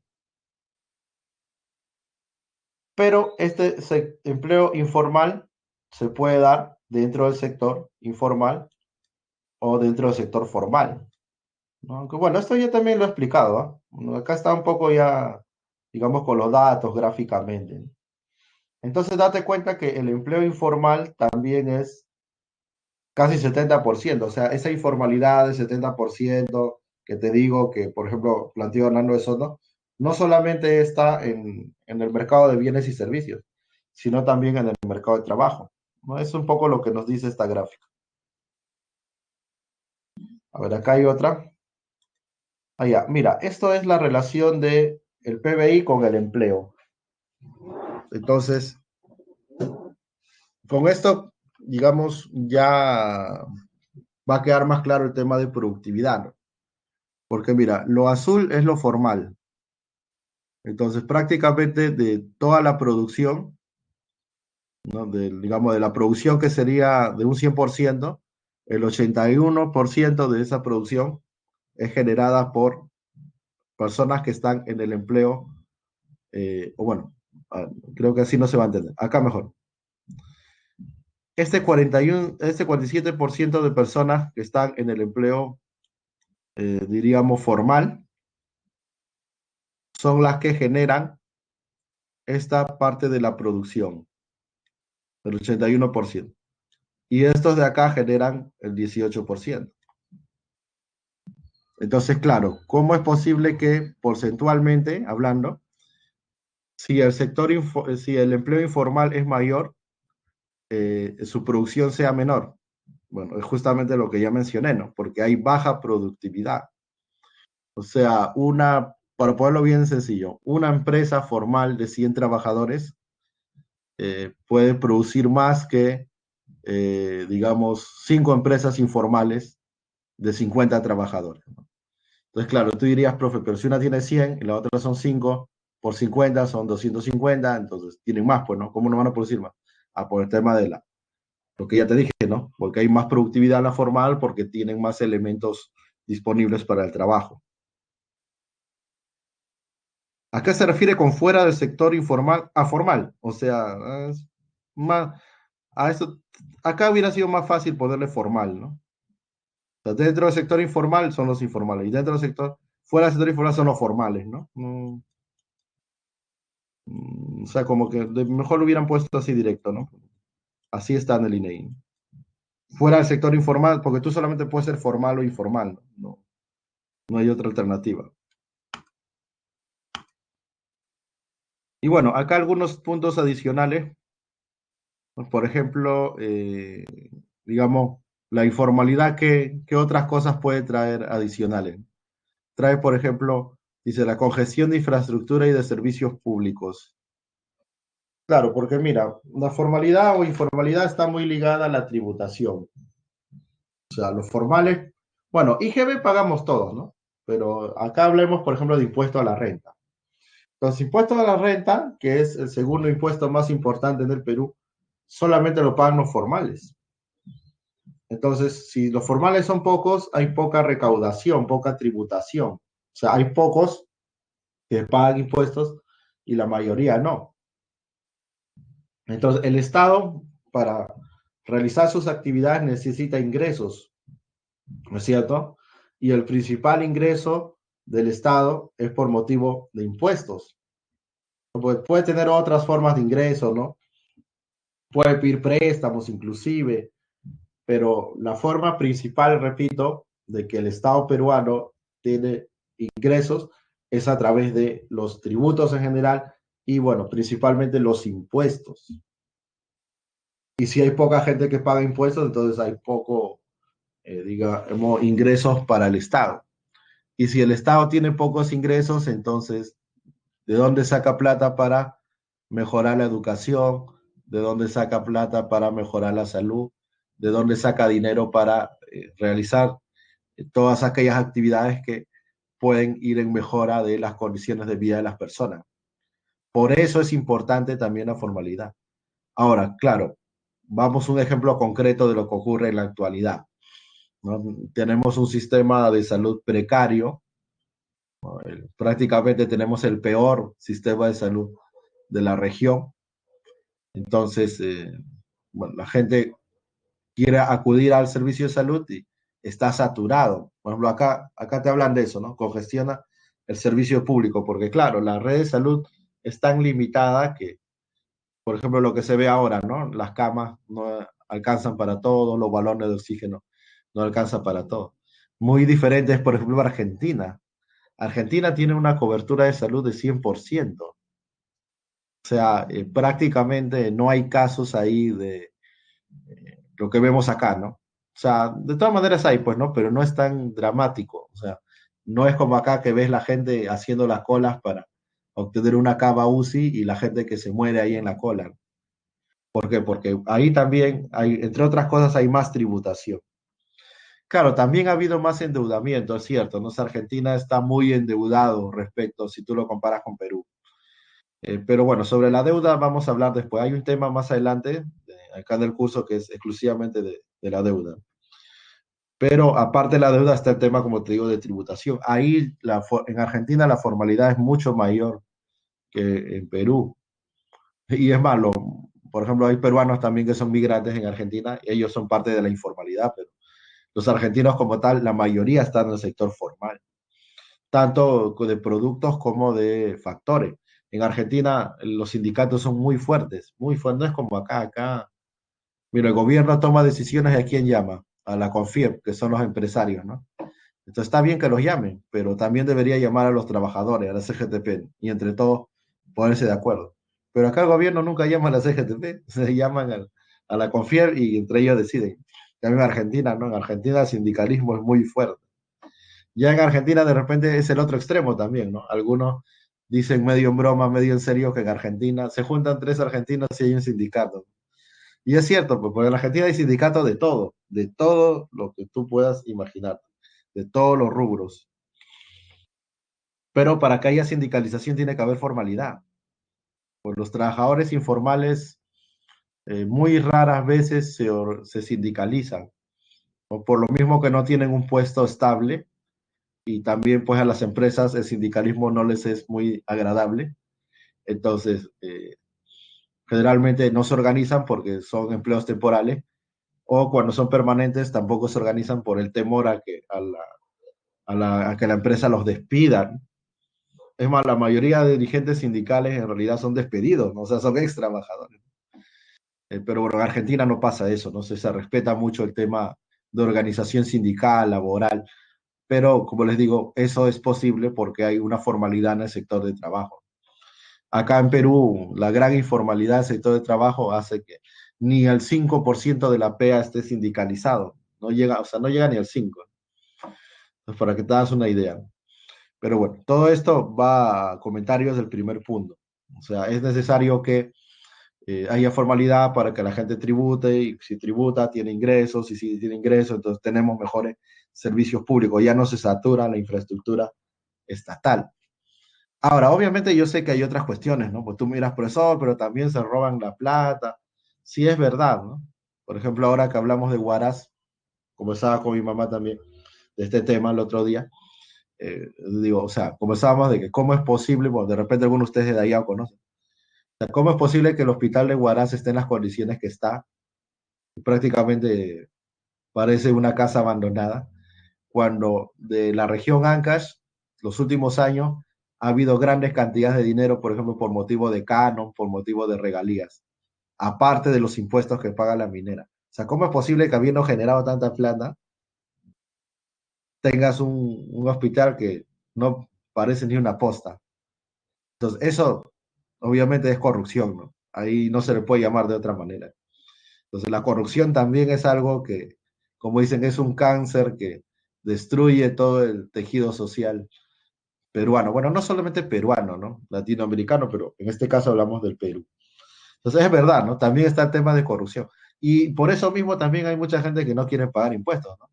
Porque dicen, ah, ¿para qué voy a pagar? Mira, me voy a formalizar, me van a multar, me pueden cerrar. Y encima va a ser para que se lo roben, ¿no? Dice la gente. Y claro, algo de sentido tiene, ¿no? Entonces, bueno, eso también se tiene que superar, se tiene que subsanar, se tiene que cortar ya de raíz con ese asunto, ¿no? No podemos seguir así, no es posible que estemos con esa red de educación, con esa red de salud, la gente no tiene internet y quieren que haga clases de aprendo en casa, pero eso es ya por motivos también del Estado, ¿no? Que no invierte, pero bueno. Luego tenemos el otro punto, generación de externalidades negativas. Ya, eso ya te expliqué qué cosa es una externalidad negativa, ¿no? Cuando o sea, tú realizas una actividad económica y va a haber una consecuencia en un tercero, que claro, en este caso sería una consecuencia negativa, porque también existe externalidades positivas, ¿no? Pero bueno, en este caso es negativa. Por ejemplo, los ambulantes muchas veces ¿qué generan? Generan desorden, generan suciedad. No, ojo, no me refiero a que porque sean personas, de repente no sé, no quiero que malinterpreten, ¿no? O sea, no es que diga, ah, por eso usted dice que son cochinos, no es por eso, sino que es el mismo desorden, pues. Entonces nadie se hace cargo. Por ejemplo, en la avenida Aviación se coloca una serie de ambulantes, ¿no? Entonces cuando se van, o sea, no te lo estoy inventando yo, si tú quieres un día pasa por ahí con cuidado, porque a esa hora también roban, así que anda con cuidado, y cuando todo se normalice, si no me crees, anda a ver, ¿no? se van los ambulantes y todo queda cochino. Entonces, claro, nadie se hace cargo porque no hay, volvemos al mismo punto, no hay propiedad. O sea, como no es de nadie, como dicen por ahí, lo que es de todo, no, hay algo así, ¿no? Ahí vi un dicho que decía, lo que es cuando algo es de todos, no es de nadie, ¿no? Algo así era, ¿no? Lo que es si algo es de todos, no es de nadie, en el sentido de que, claro, por ejemplo, ellos se ponen en la vía pública, se supone que es de todos, ¿no? Pero como en sí no es su propiedad de ellos, no es su local, no es su tienda, ¿no? Entonces lo ensucian y se van, pues, ¿no? No, en cambio, si ellos tuvieran su local, a ver, tú vas a tener tu local así lleno de basura, maloliente, desordenado, ¿no? Tú tienes tu local todo ordenadito. Tú viste los comerciantes todos tienen ordenadito. Entonces, ese también es un problema, ¿no? Y claro, por ejemplo, esa sociedad que se genera o ese desorden viene siendo una externalidad negativa para los otros negocios, que sí son formales, y también para la comunidad, para los vecinos que viven ahí. Incluso ahí en la avenida Aviación, por ejemplo, a veces llega a ser tanto, hay tanto comercio informal que hasta se ponen ya encima de la pista, o sea, ya los carros no pueden pasar, o sea, ya desborda incluso la vereda. Entonces, esos son consecuencias negativas a terceros, pues, que en este caso serían también los que se transportan por la zona. Entonces, obviamente hay externalidades negativas. Lo que se limita a la productividad, bueno, ya, esto ya te expliqué. Ahora, vamos a hablar de la tributación. Te dice inequidad distributiva y menor presión tributaria. Ya, profe, ¿qué cosa es presión tributaria? Ya, la presión tributaria se mide de esta manera, ¿no? Es la parte de el PBI, pero el PBI medido como ingresos sobre el ingreso tributario, ¿no? El ingreso tributario sobre el PBI. Ingreso tributario. Ya, el ingreso tributario ya te expliqué qué cosa es. O sea, es básicamente los ingresos que tiene el gobierno por motivo de cobro de impuestos, cobro de tributos. Ese es el numerador. Y el denominador es el PBI. Pero el tema de PBI todavía no lo hemos visto, ¿ah? Pero creo que la mayoría sabe que PBI es Producto Bruto Interno. Profe, yo nunca he visto ese tema. Ya no te hagas problema, no te preocupes. Vamos, por hoy día vamos a verlo bien simple. Imagínate que esto es toda la torta, ya que es la producción que generó el país, que es equivalente también a decir los ingresos que generó el país.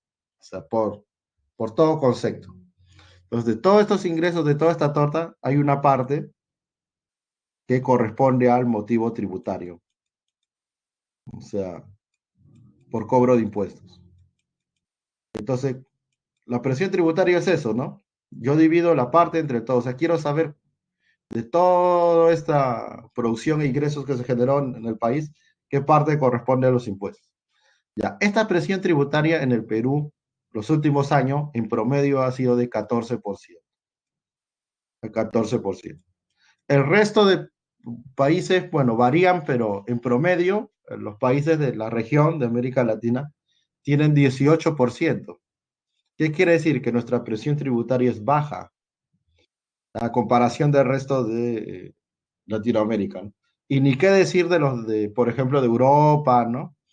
Mucho siempre se habla, ¿no? De Suiza, se dice que ¿por qué no tenemos la red de educación de Finlandia? ¿O por qué no tenemos la red de salud de Suiza? ¿No? ¿Por qué no tenemos de repente la seguridad que puede haber, por ejemplo, en Noruega? ¿No? Y claro, son pedidos válidos, pero también hay que tener en cuenta que en esos países la presión tributaria es 50%. Imagínate, 50%. ¿Qué significa? Dicho en palabras más sencillas, que ahí casi todos pagan impuestos y encima los impuestos son altos. Acá en Perú los impuestos no son tan altos, ¿no? Tú tienes un IGB de 18%. Ya, en uno de estos países de la llamada socialdemocracia europea, o también llamados países nórdicos, ahí los impuestos son, si acá lo que es 18%, allá es más o menos 40%. ¿Entiendes? Y claro, ya cuando lo ves en global, si lo ves ya para todo el país, como te digo, la presión tributaria es casi 50%. O sea, en conclusión, pagan un montón de impuestos. Y como pagan un montón de impuestos, claro, también eso o sea, en un sentido ellos están pagando, pero en otro sentido están recibiendo bastantes cosas a su favor. Por ejemplo, en Finlandia, Finlandia es el, uno de los mejores sistemas educativos del mundo. No, no siempre es el mejor, o sea, ha habido años que sí, ha quedado primero, ha habido otros años que no, pero igual está entre los, definitivamente está entre los primeros y de hecho que es mucho mejor que el sistema peruano. O sea, si comparamos, por ejemplo, a nivel de la escuela pública, universitario es otra dinámica, pero en este momento estoy hablando de la escuela pública. Entonces, su sistema escolar es el de los mejores del mundo. Y claro, si yo te digo que es de los mejores, la mayoría va a pensar de que es privado, porque esa es la idea que más o menos nos han metido acá en el Perú, ¿no? No, que el privado es mejor que el Estado no pasa nada. Así tus amigos libertarios dicen que no, que el Estado hay que desaparecer. Ya, pero ese sistema educativo, que es uno de los mejores del mundo, por no decir el mejor del mundo, es totalmente estatal. O sea, todos van a la escuela pública. Claro, hay algunas escuelas privadas pueden optar, ¿no? Pero en un principio todos van a la escuela pública. Entonces, ese discursito de que el Estado no funciona, ¿no? Si el Estado no funciona acá es por ciertos motivos, como los que ya te comenté, ¿no? Cuestiones históricas, etcétera. Pero no es que el Estado siempre es fallido, acá es fallido. Pero en Finlandia no tiene nada de fallido, al contrario. Las principales empresas finlandesas son, bueno, no son estatales, pero tienen mucho apoyo estatal. Entonces, y el otro caso es obviamente China, ¿no? En China también hay mucha participación estatal. Entonces, el problema no es el Estado como tal, el problema es el Estado que nosotros tenemos. Pero bueno, a lo que quiero llegar es que Finlandia tiene una red de educación total y en salud algo parecido, algo parecido. Y ojo, no estamos hablando acá de un país socialista, ¿no? Porque bueno, acá también a cualquiera que recomienda que el Estado cumpla su función le dicen socialista, ¿no? Es simplemente lo que ya está establecido desde Adam Smith, ¿no? Desde la época de Adam Smith. Pero bueno, entonces, Finlandia puede hacer estas cosas, o Suiza, o Suecia, o Noruega, etcétera, porque recaudan más. Entonces, claro, si nosotros estamos con una tributación bien baja de 14%, entonces, ¿qué vamos a...? O sea, no es que ¿qué vamos a reclamar? Porque los pedidos son justos, ¿no? Pero hay que ver también de que, digamos, falta pues avanzar en ese tema, ¿no? Para que podamos tener más recursos. Y bueno, ¿cómo aumentar la presión tributaria? Hay varias formas, ¿no? La primera de ellas es cobrarle a los que no pagan, pues, ¿no?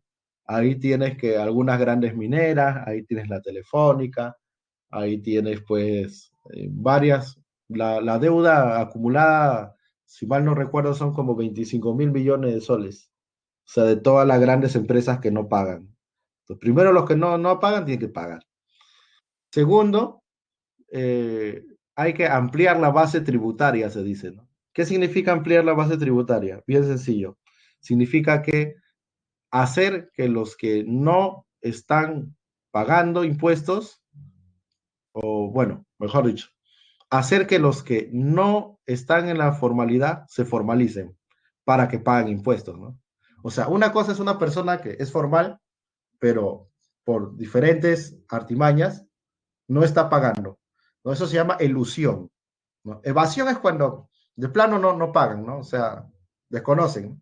Pero elusión es cuando se utilizan ciertos vacíos legales para no pagar, que es lo que hace, por ejemplo, Telefónica, ¿no? Telefónica no es que haya dicho de plano un día ya no se me da la gana de pagar, no, sino que, digamos, ha objetado una parte del código tributario. Eso sería un tema más largo de hablar, pero lo concreto es que tú puedes ser una empresa que esté formalizada, pero buscar algunas tácticas para no pagar o para pagar menos.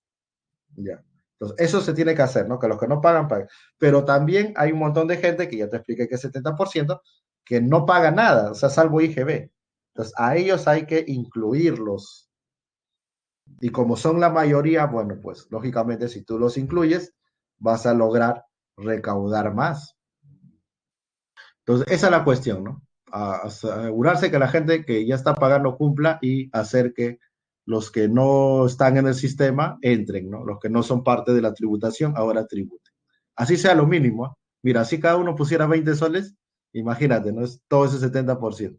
Habría más recursos. Entonces, esa es la cuestión. Pero justamente la crítica viene en el sentido, la crítica que le han hecho muchas veces a la SUNAT, por ejemplo, es que normalmente o sea, estábamos explicando esto, ¿no? Este 30% de formales son los que pagan impuestos y el 70% lógicamente no pagan, ¿no? Entonces, la idea sería ampliar esto para que, ampliar la base tributaria quiere decir de que prácticamente equivale a decir ampliar la formalidad, ¿no? O sea, hacer que más personas ahora paguen impuestos, ¿no? Hacer crecer esto. Ya, pero la crítica, como te digo, a la SUNAT es que la SUNAT muchas veces no se plantea el reto de ampliar la base tributaria, sino que más bien a estos mismos que ya pagaban les ponen más impuestos, les suben los impuestos. Entonces peor, pues, porque imagínate, ¿no? Mira todo lo que hemos hablado hasta ahora. Ser formal implica gastar 3 meses de mi vida haciendo trámites. Implica que tengo que pagar impuestos. Implica que me pueden cerrar. Y encima de todo eso, y cada cierto tiempo me van a subir los impuestos que ya me cobraban. Y el resto sigue como si nada. Entonces, ese es el problema, pues.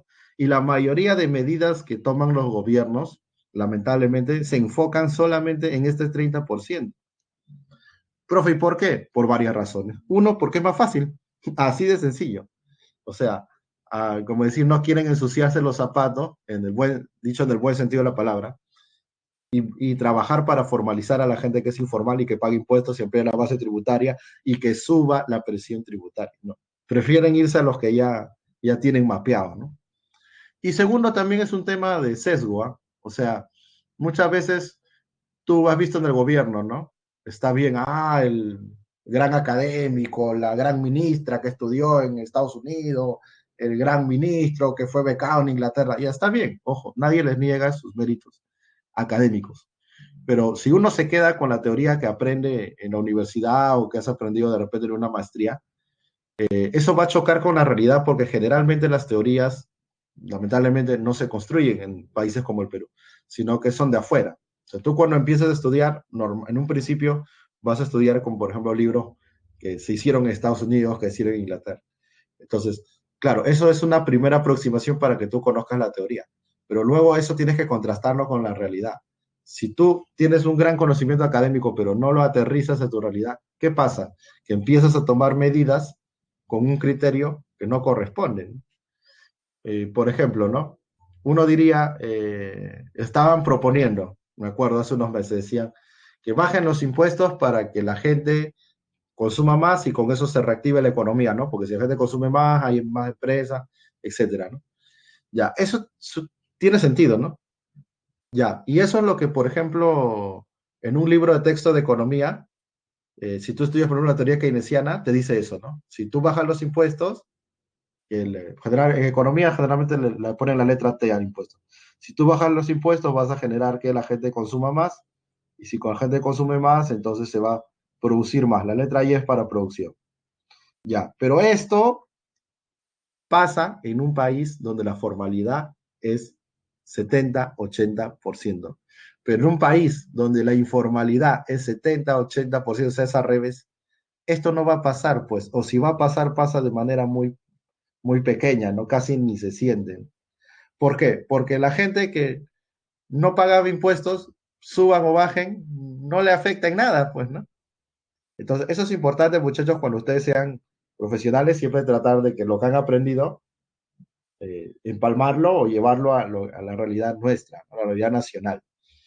Entonces, claro, un poquito esto te comentaba para que entiendas por qué razón la recaudación sigue siendo baja, ¿no? Recaudación es lo que cobra la SUNAT y se mide con la presión tributaria que ya te expliqué qué cosa es. Listo, ¿hasta acá alguna consulta, alguna duda o algún comentario quizá?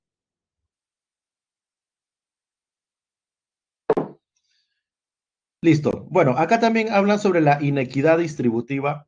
Bueno, comentémoslo, porque estos temas también los vemos en el tema, más adelante se habla del tema de impuestos, pero aprovechemos que hay tiempo y adelantemos un poquito. Mira, en la tributación hay dos sistemas o dos formas de llevar tu tributación. Uno se conoce como sistema progresivo y otro se conoce como sistema regresivo, ¿no? Progresivo y regresivo. El sistema progresivo indica que el que tiene menos paga menos y el que tiene más paga más. O sea, mientras tú vas ganando más, empiezas a pagar más, ¿no? Por eso se llama progresivo. Si yo tengo pocos ingresos, ya pago poco impuesto. Sube mi salario, por ejemplo, ya pago más impuestos. Ahora, de repente tengo un negocio y tengo más ingresos, pago más impuestos. El que tiene más ingresos, paga más. Y el que tiene menos, paga más. Eso es progresivo. Ahora, regresivo es lo contrario. Regresivo quiere decir que el que, el que tiene más paga menos y viceversa. Claro, porcentualmente hablando, ojo, porque si hablamos en valores totales, siempre la empresa grande paga más en número que la empresa pequeña, ¿no? Sino que te hablo en porcentaje, ¿no? Por ejemplo, en este caso, si fuera regresivo, a la empresa grande de impuesto a la renta le aplico 10% y a la empresa más pequeña le puedo aplicar 15%. Ahora, tú dirás, profesor, mire, el sistema progresivo yo lo entiendo porque es lógico, ¿no? Si tiene más, puede pagar más. Pero el otro, ¿por qué se da? Ya mira, los dos tienen su justificación. La justificación del progresivo es más que nada redistributiva. O sea, digamos, usar el dinero de los que tienen más para ayudar a los que tienen menos. Ahora, el sistema regresivo, ¿en qué se fundamenta? Se fundamenta básicamente en la generación de trabajo. Te explico. Si yo soy una empresa pequeña y paso a ser una empresa mediana, o soy una empresa mediana y paso a ser una empresa grande, entonces, ¿qué estoy generando yo? Estoy generando más puestos de trabajo, porque la empresa pequeña pues tiene 10 y los otros van subiendo, ¿no? 100, más de 100. Entonces, al yo generar trabajo, le estoy también ayudando a la economía peruana a avanzar, ¿no? Genero puestos de trabajo, disminuye el desempleo, disminuye la pobreza, ¿cierto? Entonces, si yo estoy contribuyendo a la economía peruana, generando puestos de trabajo, ¿por qué me van a penalizar? Porque yo al crecer de empresa micro, pequeña, de pequeña, mediana, mediana, al crecer me están aplicando más impuestos, o sea, me están penalizando. Como algunos dicen, están penalizando el éxito, dicen algunos, ¿no? Entonces, porque claro, si a mí me ha ido mejor, en vez de ayudarme, más bien me ponen más, un porcentaje más alto, ¿no? Entonces, los países que adoptan sistemas regresivos tienen esa lógica, ¿no? Ahora, en el Perú, formalmente, ¿qué tenemos? Tenemos un sistema progresivo, formalmente. Formalmente tenemos un sistema progresivo. Ya. Pero acá está el detalle. Un sistema progresivo debe fundamentarse sobre todo en el cobro de impuestos directos, concretamente, perdón, claro, directos, ¿no? Concretamente el impuesto a la renta. Un sistema progresivo debe basarse en impuesto a la renta. El impuesto a la renta es el que se cobra a las ganancias de las personas, de las empresas. Sí, eso también vamos a ver después, pero voy adelantando. El impuesto progresivo se cobra en el impuesto, básicamente se utiliza el impuesto a la renta, que es un impuesto directo que van a las ganancias o al patrimonio también. Pero en el Perú es una cosa medio rara porque se supone, en teoría el papel dice que tenemos un sistema progresivo, pero aquí el principal impuesto es el IGB, el IGB. Entonces, supuestamente tú estás usando el sistema progresivo, ¿por qué? Porque quieres que una equidad distributiva. O sea, quieres que, como te digo, cobrarle más al que más tiene para luego, por ejemplo, hacer programas sociales y apoyar al que menos tiene. Hay una redistribución, una equidad distributiva. Pero cuando tú haces que tu sistema se fundamente en el IGB, ya es como más o menos como que lo estuvieras convirtiendo en un regresivo. Y tú dirás, profe, ¿por qué? Bien simple, pues. En el impuesto a la renta hay categorías. El que tiene más paga más, como lo que ya te expliqué. Pero el IGB es igual para todos. Por ejemplo, ¿cuánto es el IGB? 18%, ¿no es cierto? 18%. Entonces, cuando vas a una tienda a comprar de repente comida, vas a comprar de repente arroz, o bueno, arroz no, porque eso creo que está exonerado. Vamos a suponer que vas a comprar, de repente conservas, ¿no? Vas a comprar unas conservas, un atún. Entonces, tú que eres estudiante y que de repente por ahí tienes tu platita porque das clases, vas a pagar 18%. Yo que soy profesional y que tengo más ingresos que tú, voy a pagar 18%. Paolo Guerrero, que gana más plata que todos los que estamos aquí juntos, cuando venga al Perú, va a pagar también su 18%. Y el presidente de la República va a pagar también su 18%. Entonces, claro, tú dirás, profe, pero entonces, ¿por qué va a ser inequitativo si todos están pagando lo mismo? Sí, pues, pero 18% para ti de tus ingresos es más que 18% de mis ingresos. No sé si me dejo entender. O sea, en tu presupuesto, a ti te afecta más el 18% que a mí. Y a mí me afecta más que a Pablo Guerrero. Pablo Guerrero ni cuenta se va a dar que está pagando impuestos. Y el presidente con mayor razón. ¿Entiendes? Claro, profe, mi presupuesto, mira, las justas junté mis solcitos para comprar mi atún. Ya, pues que me pongan 18% me afecta más. ¿Entiendes? O sea, al hacer que el sistema tributario se base en el IGB, ya no lo desnaturalizas, pues ya no es progresivo, porque a quién estás castigando? Al que tiene menos ingresos. En vez de, supuestamente, entre comillas, tú quieres más bien ayudarlo digamos, valerte del que tiene más ingresos. Pero al hacerlo, basarse en IGB, tú castigas al que tiene menos. Porque para ese 18% pesa más en su presupuesto familiar. Entonces, a eso se refiere, ¿no? Supuestamente la tributación debería buscar disminuir la inequidad distributiva, pero lamentablemente no lo ha logrado del todo por los motivos que te he explicado. Listo, ¿algunas preguntas? Ah, por acá hay una pregunta, ¿no? ¿Sería mejor bajar el IGB y aplicar el aumento del impuesto a la renta? Claro, en un sistema progresivo sí, pues. En un sistema progresivo tendrías que bajar el IGB y aumentar el impuesto a la renta.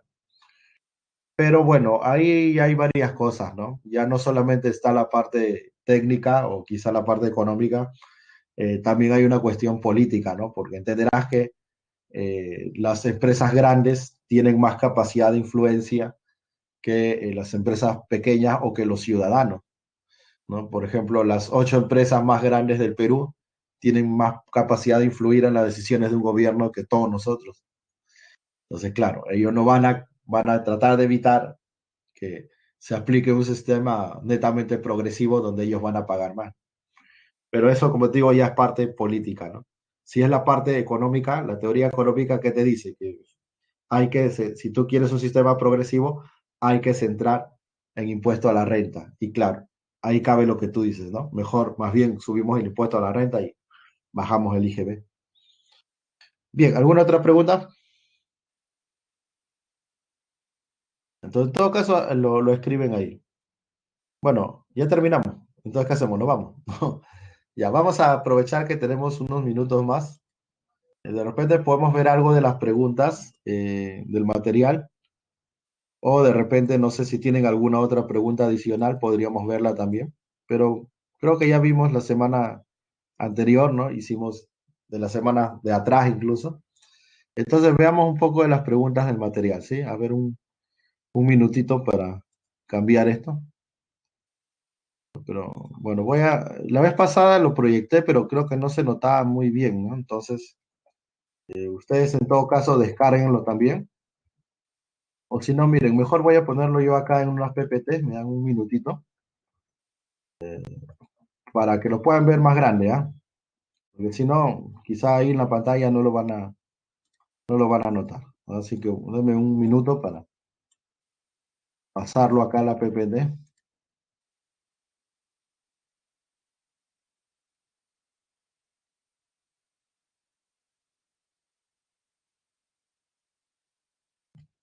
A ver, un minuto.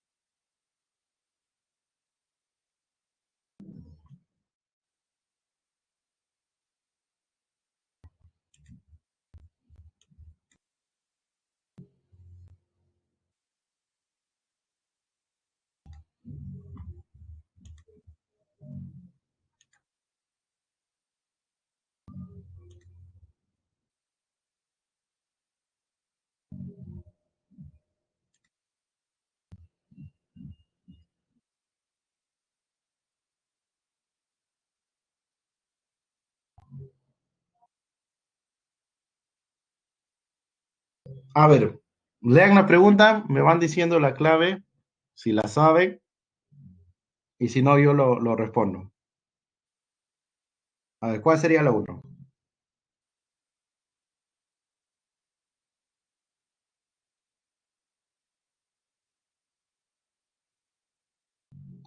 Claro, muy bien, Karen. La uno sería la D, ¿no? La informalidad es un fenómeno de exclusión de una gran parte de los ciudadanos en cualquier país. Y a usar su inventiva en buscar nuevos puestos de trabajo, ¿no? Claro, muy bien. La uno sería la D. Vayan anotando. La 2. A ver, ¿cuál sería la 2? Si hay dudas, por favor, preguntan, ¿ah? Si nadie me pregunta, yo asumo que está claro y avanzo nomás. La 2, ¿cuál sería? Claro, la D también, ¿no? La D, facilito. La 3, la señora María y sus dos hijas saben tejer. Y a ver, ¿cuál sería?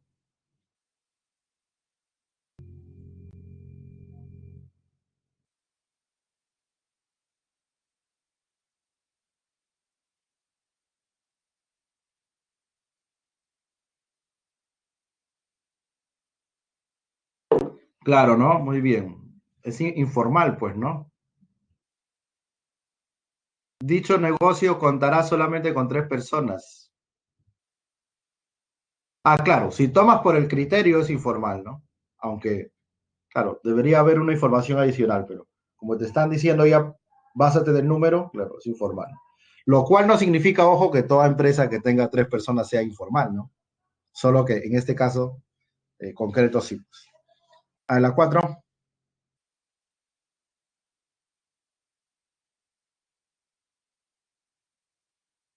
¿cuál sería la 4?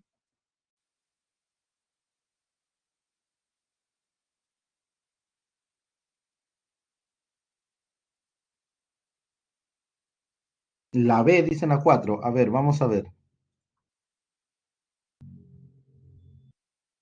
La familia González vende salchipapas en la esquina de un parque. Mm,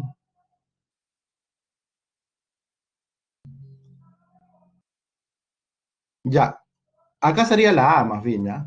Acá es la A, sector informal, porque están en el mercado de bienes y servicios. O sea, ellos lo que están vendiendo es salchipapa y lo están haciendo en la calle, pues, ¿no? La 4 es la A. La A. A la 5, a raíz en la 5.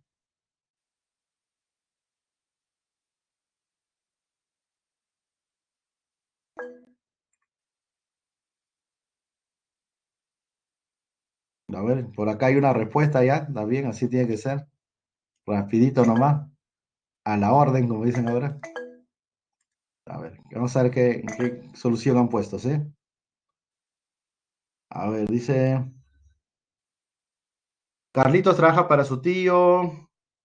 Ya, bueno, más o menos, mira, lo que es empleo familiar, la mayoría están en sector, en el informal, en el empleo informal. Entonces, ahí nomás ya cuando dice Carlitos trabaja para su tío, ya más o menos te hace la idea de que la clave sería la A, ¿no?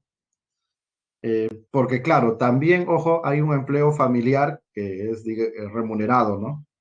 Que digamos puede cumplir con todos sus beneficios, pero este no es el caso, ¿no? Entonces la 5 la A. Muy bien, la 5 la A.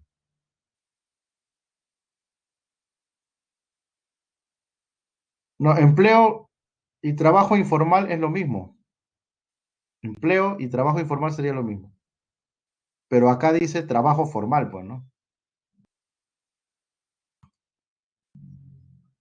La señora Gladys ha puesto una... A ver, leanlo primero, señor. ¿Cuál sería la clave de la 6?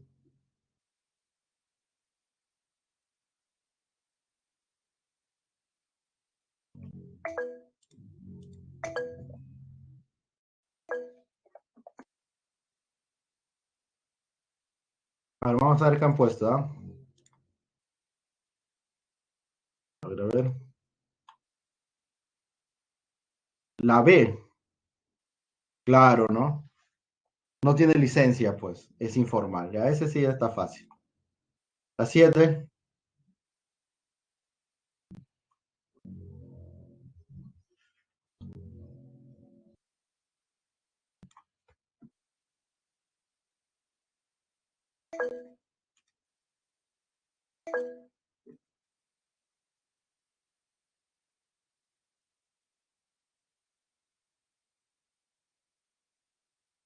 A ver, ¿cuál sería la 7?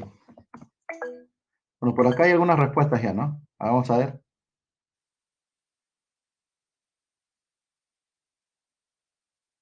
La 7, la A, me dicen, ¿no? Sí, está bien. La 7 sería la A, ¿no? Porque, bueno, está cumpliendo con todo, ¿no? Paga impuestos, etcétera. Ahora, profesor, ¿existe un sector provisional? Que, acá creo que... No, este es un distractor. Ya no, en este tema no hay nada de sector provisional. Lo que puede ocurrir es que tú tengas, sí, una formalidad temporal, ¿no? A eso también le llaman provisional, pero no es el caso. Por ejemplo, algunas municipalidades te dan un documento entre que tú estás sacando tu licencia como demora, entonces te dan un documento provisional, ¿no? De repente por ahí se refiere a ello, pero en sí no. En esta pregunta es básicamente un distractor, el 6. 7 ya. Son 10 preguntas, ¿no? Acá no, acá hay 7 nomás. A ver, vamos no sé qué pasó. A ver, un minuto.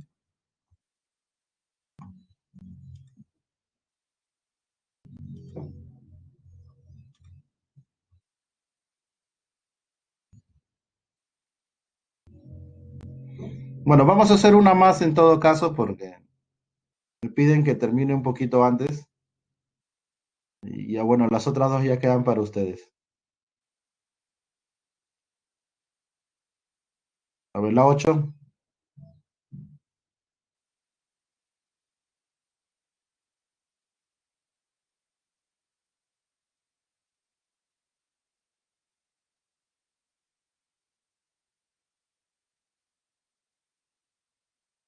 A ver, ¿qué dice el resto, pues? Tu compañera dice la 8C, ¿no? 8C. Correcto, muy bien. La C. Ya, sí llegamos entonces. A ver, una más.